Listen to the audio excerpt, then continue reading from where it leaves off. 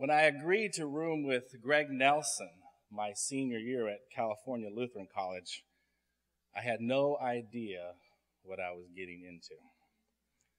I will never forget the day that I moved into that dorm apartment. I walked into the room and discovered that Greg had already moved all his things in, taking all the good places, of course. Figures. I had been in the car for the past 6 hours, so my next step was to look for the bathroom. On the bathroom door, I found a note that read, "Don't let Sid out of the bathroom." Who is Sid, I wondered. Well, I really had to go to the bathroom, 6 hours in the car. So I cracked open the door and I peered inside. I didn't see anything. So I opened the door a little bit more and stuck my whole head inside. I still didn't see anything. I wondered, what is this Sid stuff all about? I was like, oh, it might be some kind of joke, because Greg Nelson's favorite musician was Sid Vicious from the band the Sex Pistols. Seeing nothing, I stepped inside the bathroom and looked around some more. Again, I saw nothing. I was standing next to the bathtub when all of a sudden I heard this noise. Sss. I looked up and I saw, no kidding here, this 8-foot long, about this thick, python snake wrapped around the shower rod. It was about a foot away from my head. I don't know what you would have done, but I totally freaked out. My whole body jerked. My hair stood on end.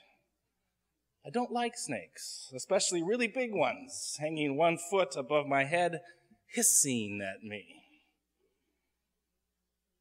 Every time I read the reading from the book of Numbers, the story about the poisonous serpents that attacked the Israelites in the desert, I think of Sid. It's a scary story. Now, I know there are a few of you abnormal people out there who love snakes, but most people would just as soon keep a good distance from them. Most people think that snakes are scary, but I have a feeling even the best snake lovers would find the story from Numbers a bit disconcerting. It sounds an awful lot like a scene from a Stephen King horror movie. Thankfully for the Israelites and for us, the story does not end with people dying from these attack snakes sent by God. God provides for them a way to be healed, to be saved. The Lord said to Moses, "Make a poisonous serpent and set it on a pole, and everyone who is bitten shall look at it and live." God calls the people to face their fears, face the objects that have bitten them, poisoned them.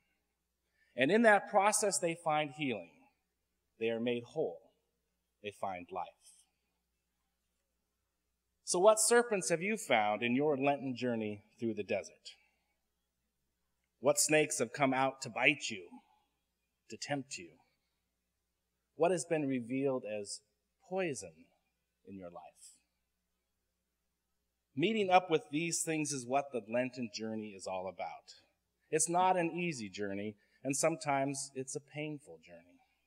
Lent is about breaking up the comfortable routines in which we hide our brokenness and our pain, our incompleteness, our sin.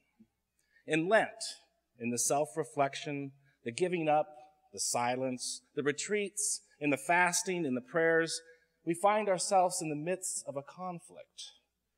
We are called to confront our whole self. We are opened up to the heart, although we might move from death into life.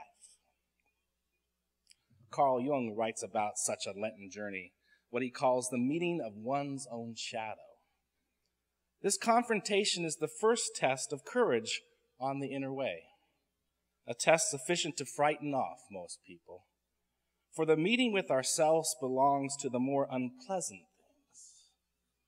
The journey before us is not easy. It demands courage. Lent gets at the part of us that needs to be reconciled, the part of us that needs to be brought back into life. And it can be frightening. Snakes are scary. Yet these are not the only words that come to us today. Find courage in God's words of hope and promise. We are reminded that God is rich in mercy and love, and that in grace we will be lifted up into new life. Jesus, lifted up on the cross, comes in the world not to condemn, but to save. The light of God shines on the serpents and snakes of our lives, not to expose us and humiliate us, but that we might see them more clearly, and thus be able to turn and face them. And in doing so, find a healing that will bring about in us a bold and dynamic, fresh, new life. As your Lenten journey continues this week and even into spring break, take the time to face the snakes in your life, the things that frighten you, the things that poison you. If you've been hiding from them on this journey, step out into the light. If you've been running from them, stop and turn and face them. Fear is increased and exaggerated in our hiding and in our running, and it defines us falsely. For in truth, we are defined by God's love and the gift of faith. We don't have to run. We don't have to hide. So let us encourage each other to stand on that solid rock that is ours, God's grace, mercy, and love, in order that we might turn and face our serpents and begin to truly live.